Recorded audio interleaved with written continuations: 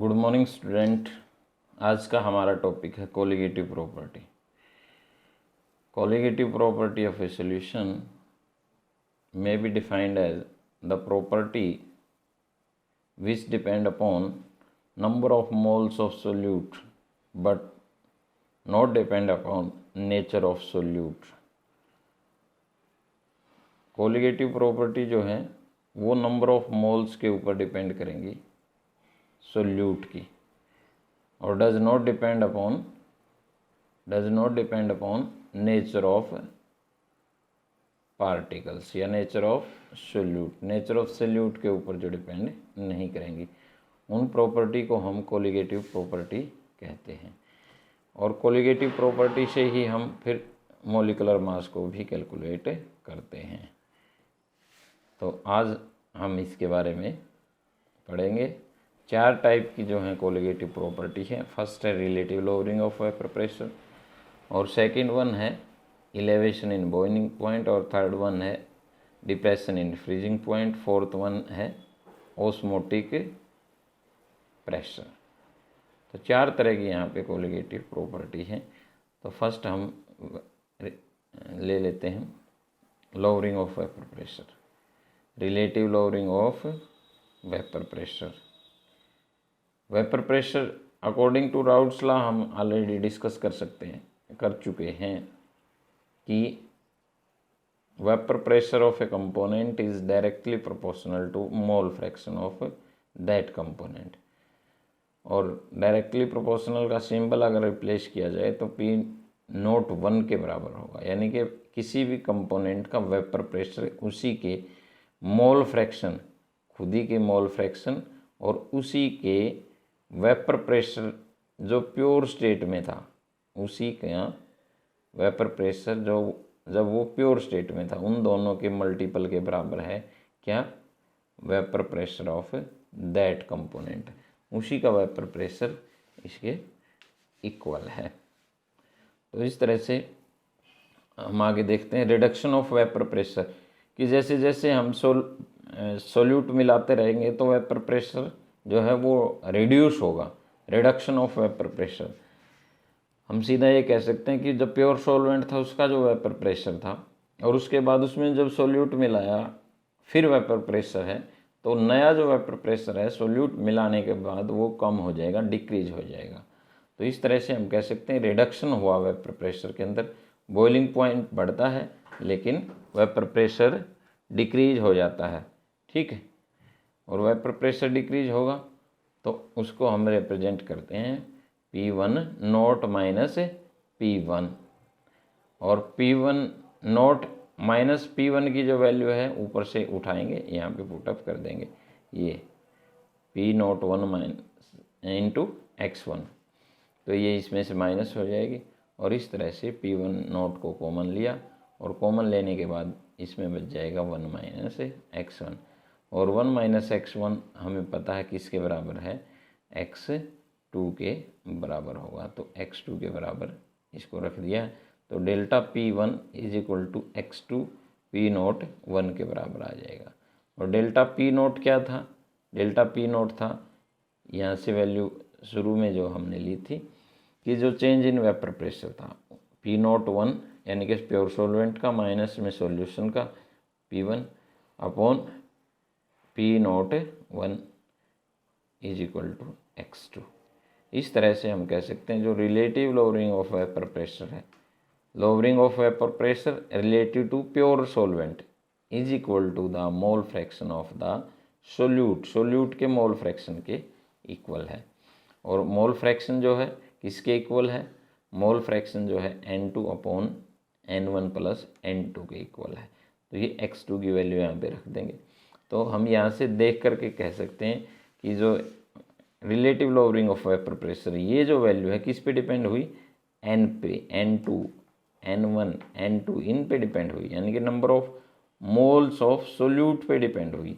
Main जो है N2 पे डिपेंड हुई, और N2 पे जब डिपेंड है हम ये कह सकते हैं कि ये number of moles of solute पे डिपेंड, और number of moles of solute पे डिपेंड है, तो इसको हम कह सकते हैं कि ये एक कोलिगेटिव प्रॉपर्टी है, ठीक है।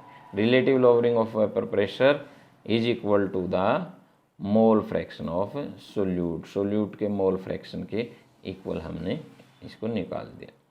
उसके बाद N2 और अपॉन N1 प्लस N2, ये जो वैल्यू है N1 प्लस N2 नीचे वाली, इसमें हम देखेंगे कि जब हमने सोल्यूट मिलाया है वो बहुत कम है, यानी कि सॉल्यूशन जो बना है वो क्या है, वेरी डाइल्यूट है। वेरी डाइल्यूट जब सॉल्यूशन होगा तो उस टाइम हम ये कह सकते हैं कि N2 की जो वैल्यू है, number of moles of solute, बहुत कम है as compare to solvent molecule. तो N2 very very less than N1, so we can neglect N2 in compare of N1। N1 के कंपेयर में हम इसको नेग्लेक्ट कर देंगे N2 को। ऊपर वाला यूं का यूं रहेगा, लेकिन नीचे वाले को हम नेग्लेक्ट करके क्या लिख सकते हैं, यानी कि N1 प्लस N2 का समेशन लगभग N1 ले लेते हैं। ठीक, तो इस तरह से हम कह सकते हैं N2 की value W2 upon M2 into W1 upon M1 आना था, M1 ऊपर चला जाएगा। तो इस तरह से relative lowering of vapour pressure यहाँ से आ गया। और इसी तरह से यहीं से हम आगे कैलकुलेट कर सकते हैं। ये तो relative lowering of vapour pressure calculate कर लिया। अगर मोलर मास निकालना है तो इसको इधर ले जाएं और वेपर प्रेशर की जो वैल्यू है इनको इधर ले आएँ। तो इस तरह से जैसे हम इधर से इधर ले आएंगे तो यहाँ से M2 की वैल्यू हमारी निकल जाएगी। और M2 की जो वैल्यू है वो किसके बराबर होगी, W2 upon W1 into M1 into P01 upon P01 minus P1, इसके बराबर होगी। इन सब के बराबर होगी M2 की वैल्यू। और इस तरह से इस वैल्यू से हम मोलिकुलर मास भी कैलकुलेट कर सकते हैं। और इसी तरह से ये एक न्यूमेरिकल भी दिया है, इसमें जो है P01 की वैल्यू दी है, यानी कि प्योर सोलवेंट की दी है, और फिर P की वैल्यू दे रखी है, यानी कि P1 दिया हुआ है। तो इसमें से ये डिफरेंस आप इनका निकाल लेंगे, P01 माइनस P1, इसमें से माइनस करेंगे upon P01 is equal to, ये बाकी वैल्यू भी दी है। सोल्यूट जो है 0.5 ग्राम दे रखा है, सोलवेंट 39 ग्राम दे रखा है, और इनकी वैल्यू पुटअप करेंगे।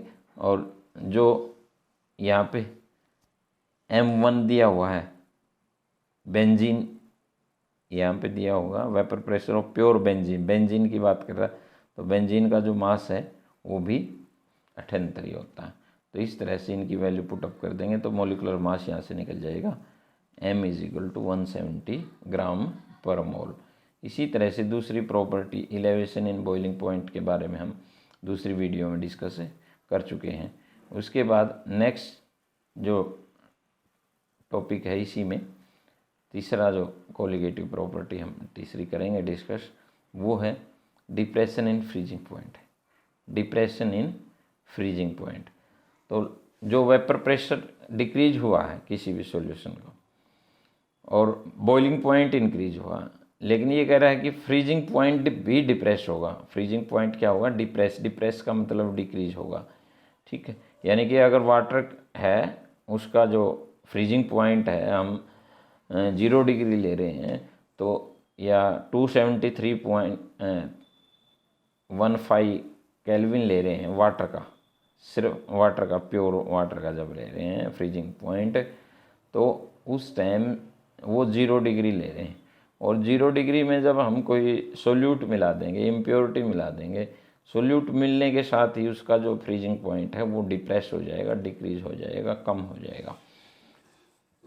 तो वो कैसे होगा, हम एक बार इसको देख लेते हैं। तो यहाँ से जैसे हम ग्राफ इसका देख रहे हैं, वेपर प्रेशर और टेम्परेचर का ग्राफ बना रहे हैं, तो वेपर प्रेशर और टेम्परेचर के ग्राफ में ऊपर जो दिया हुआ है, ये जो फ्रोजन सॉल्वेंट लिखा हुआ है, यानी कि सॉलिड सॉल्वेंट है यहाँ पे, और ये जो पॉइंट है जहाँ पे इसको मिला करके फिर आगे लिक्विड लिखा हुआ है, तो ये जो वैल्यू है यहाँ के बाद जो सॉलिड था हमारा सॉल्वेंट, इस पॉइंट के बाद ये लिक्विड में कन्वर्ट हुआ, यानी कि ये जो पॉइंट है इनका इक्विलिब्रियम पॉइंट है। और इक्विलिब्रियम पॉइंट को हम कह सकते हैं कि इनका फ्रीजिंग पॉइंट है। और ये जो फ्रीजिंग पॉइंट है, इस फ्रीजिंग पॉइंट पे ये लिक्विड और सॉलिड दोनों का जो वेपर प्रेशर है वो इक्वल होगा, ये भी बात आपको याद रखनी है। तो इस तरह से लिक्विड का जो फ्रीजिंग टेम्परेचर है उसको हम प्योर स्टेट में जब लेते हैं तो डेल्टा ये टी नॉट एफ से रिप्रेजेंट कर रहे हैं, टी नॉट एफ से रिप्रेजेंट करेंगे। इसी तरह से फिर इसका सॉल्यूशन बना तो सॉल्यूशन की अगर बात करें तो फिर ग्राफ जो है वो नीचे आ जाएगा थोड़ा, और ये जो ग्राफ है नीचे जो आया है ये सॉल्यूशन का ग्राफ है, और सॉल्यूशन का जो फ्रीजिंग पॉइंट है वो डिप्रेस हो गया, यानी कि और कम हो गया, जितना भी था इससे भी कम हुआ। यानी कि वाटर में अगर हम NaCl नमक मिला देंगे तो उसका फ्रीजिंग पॉइंट और नेगेटिव में चला जाएगा, जीरो से भी नीचे जाएगा। तो इस तरह से हम इसको कह सकते हैं TF ऑफ सॉल्यूशन, यानी कि फ्रीजिंग टेम्परेचर ऑफ सॉल्यूशन। और इन दोनों के अंतर को हम रिप्रेजेंट करते हैं डेल्टा TF, और डेल्टा TF ही हमारा डिप्रेशन इन फ्रीजिंग पॉइंट है, यानी कि यहाँ से लेकर के यहाँ कितना डिप्रेस हुआ, इसी को हम क्या कहते हैं, डिप्रेशन इन फ्रीजिंग पॉइंट। तो डिप्रेशन इन फ्रीजिंग पॉइंट जो है वो डायरेक्टली प्रोपोर्शनल है किसके, मोलैलिटी के।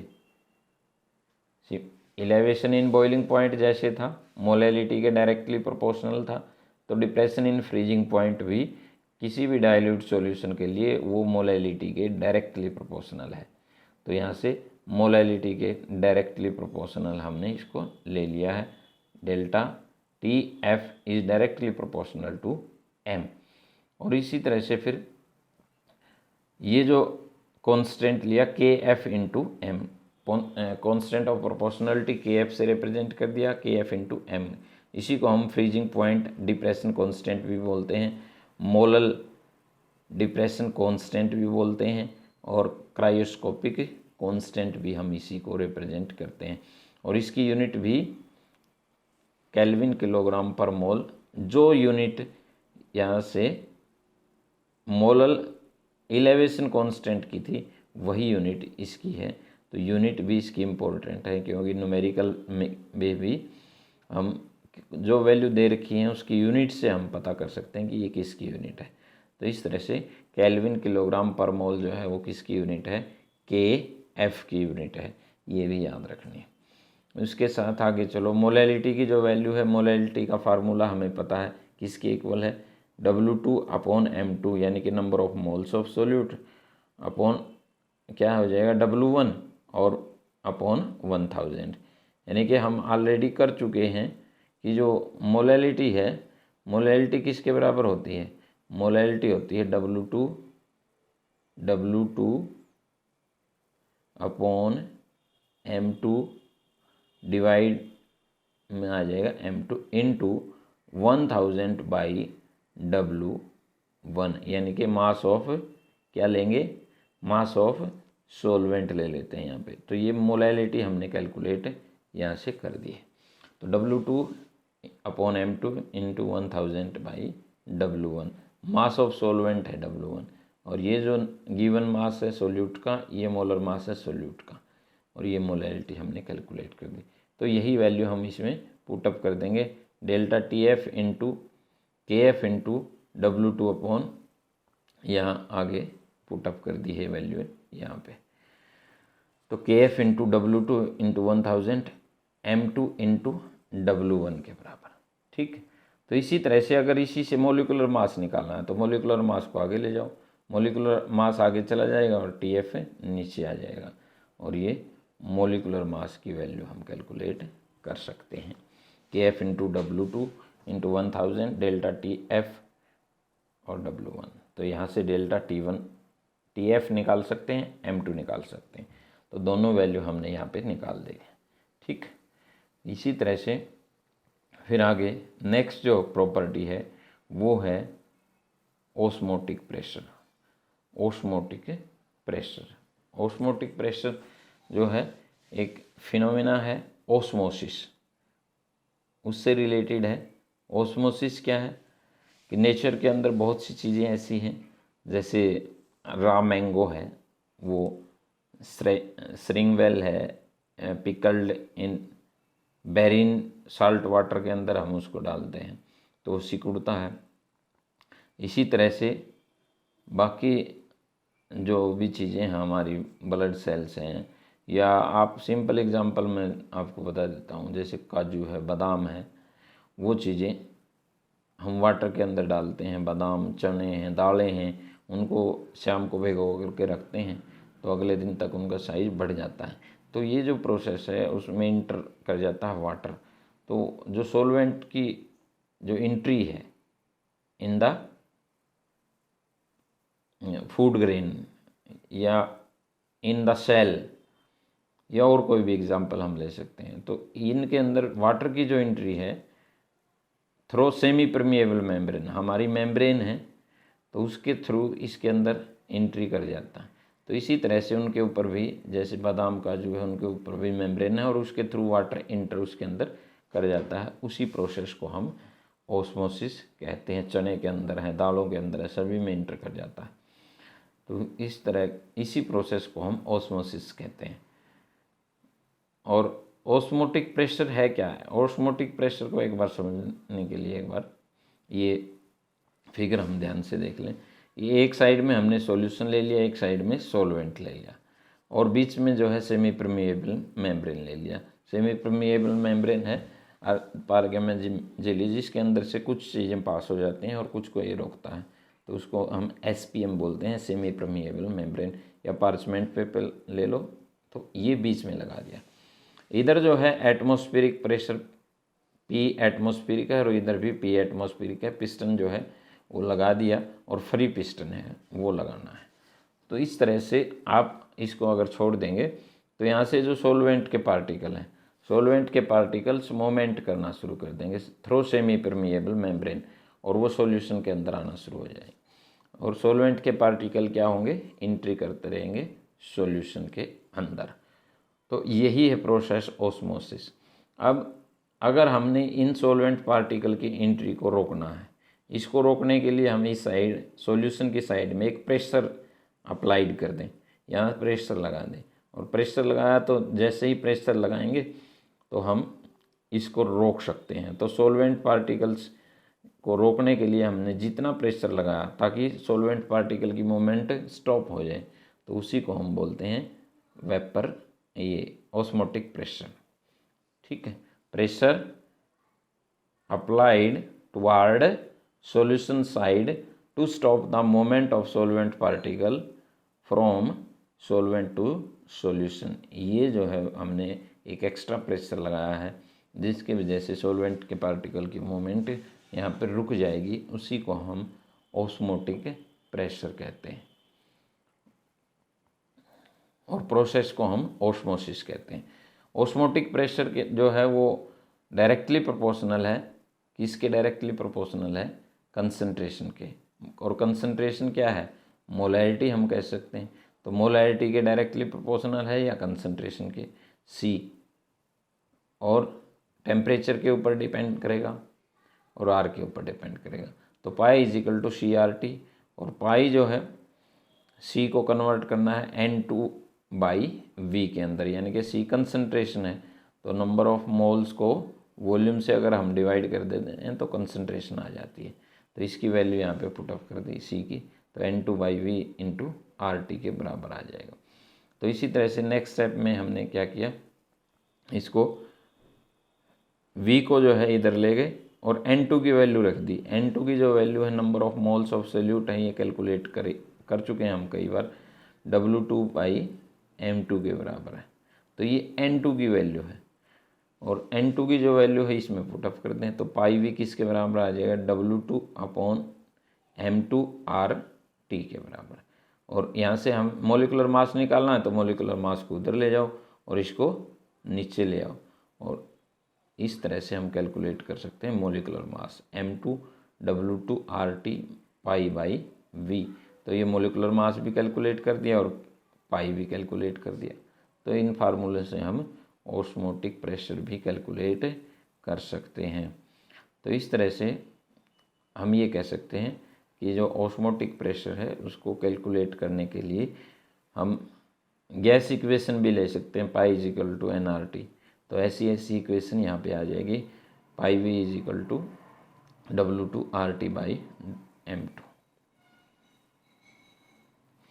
इसके साथ कुछ और एग्जांपल हैं ऑस्मोसिस के जो हमारी बायोलॉजिकल जो सिस्टम है उसके अंदर उनका यूज़ है। Two solution having same osmotic pressure at given temperature are known as isotonic solution. जिनका ऑस्मोटिक प्रेशर बराबर है दो सॉल्यूशन का उसको हम क्या कहेंगे, आइसोटोनिक सॉल्यूशन कहेंगे। और जिसका जो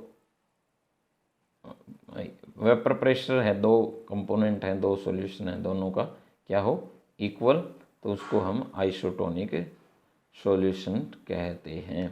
इसी तरह से कुछ आइसोटोनिक सॉल्यूशन के एग्जांपल हम ले सकते हैं कि जैसे इंजेक्शन है, हमारी जो सेल है उसका जो यहाँ पे ऑस्मोटिक प्रेशर है वो 0.9% है, यानी कि कंसंट्रेशन उसकी 0.9% है मास बाई वॉल्यूम के हिसाब से। और अगर इतनी है तो इतनी ही जो हम इंजेक्शन वगैरह लेते हैं तो उसका भी जो सॉल्यूशन है उसकी भी कंसंट्रेशन इतनी ही होनी चाहिए, 0.9%। अगर इससे कम ज़्यादा होगी तो जो सेल्स हैं हमारी वो या तो श्रिंक होंगी या उनका स्वोलन हो जाएगा, वो फट भी सकती है।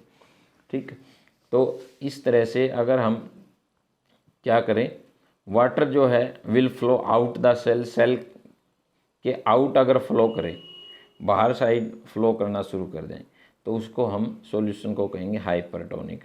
और अगर कंसंट्रेशन लेस देन 0.9% ले लिया आपने तो फिर सॉल्यूशन जो है हाइपोटोनिक उसको कहेंगे।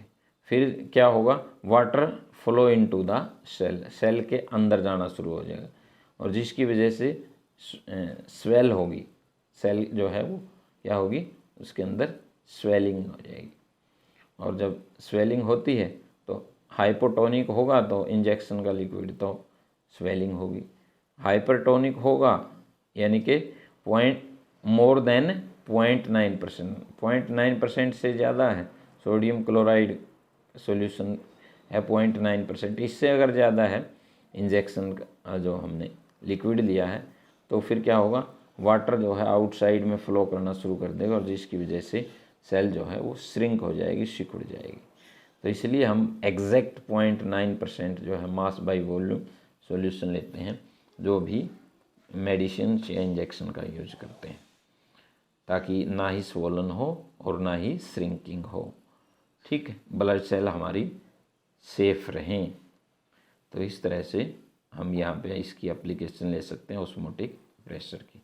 तो ये थी कोलिगेटिव प्रॉपर्टी हमारी। उसके बाद जो है रिवर्स ऑस्मोसिस और है, एक प्रोसेस और छोटा सा है, रिवर्स ऑस्मोसिस।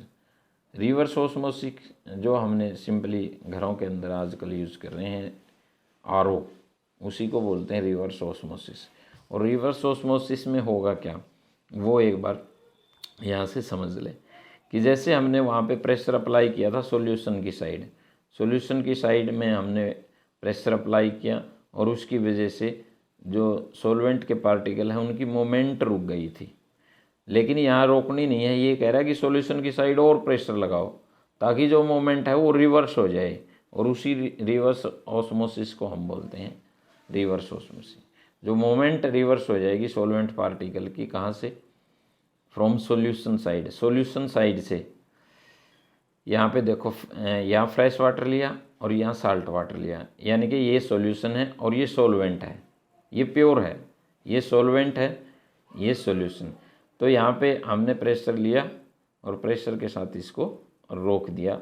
यहाँ सेमी परमिएबल मेम्ब्रेन है, सॉल्वेंट के पार्टिकल इधर मूवमेंट करेंगे, इसको रोकना है। इसको रोकने जैसे ही हमने प्रेशर लगाया ये रुक गया, लेकिन रुकना नहीं है। रुकने के बाद हमने और प्रेशर अप्लाई किया और उसकी वजह से ज़्यादा प्रेशर जैसे हम इधर अप्लाई करेंगे तो फ्रेश वाटर की तरफ साल्ट वाटर में से प्योर वाटर ही निकलना शुरू हो जाएगा और उसकी जो मूवमेंट है वो क्या हो जाएगी, रिवर्स हो जाएगी। क्या हो जाएगी, रिवर्स।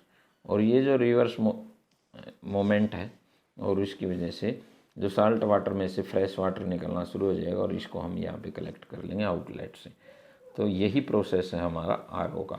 तो ये रिवर्स ऑस्मोसिस का हमने ले लिया एग्जांपल। ठीक है, स्वेलिंग अगर होती है बॉडी सेल्स के अंदर या बहुत सी चीज़ें हैं उनके अंदर, तो इनके अलग अलग यहाँ पे नाम है। ठीक, तो वो भी एग्जाम्पल हम इसमें ले सकते हैं। तो ये हमने कोलिगेटिव प्रॉपर्टी के बारे में पढ़ा। तो आज का टॉपिक इतना ही। अगर आपको समझ में आया है तो ज़रूर देखें, सुने, कंप्लीट जो है पूरा देख करके फिर लाइक करें, सब्सक्राइब करें, कमेंट करें और बेल आइकन दबा लें, ताकि जब नया वीडियो हम डालें तो आपको उसके बारे में नोटिफिकेशन मिलता रहे। इसी के साथ आज का लेक्चर यहीं हम समाप्त करते हैं। इसी के साथ सभी को नमस्ते, हैव ए गुड।